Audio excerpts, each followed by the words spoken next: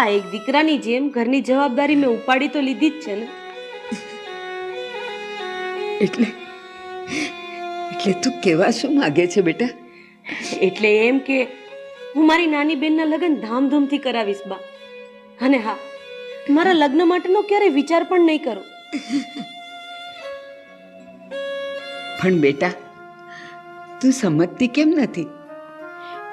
તું આ ઘરની મોટી દીકરી છે અને આપણા સમાજના રીત રિવાજ પ્રમાણે જ્યાં સુધી મોટી દીકરીનું સગપણ ન થાય ને ત્યાં સુધી નાનીનું ન કરી શકાય. મમ્મી, આ સમાજના રીત રિવાજ ચાહે ગમે તે કહેતા હોય, હું એમાં નથી માનતી.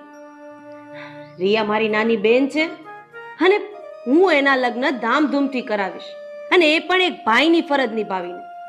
અને હા મમ્મી, આ મારો છેલ્લો નિર્ણય છે.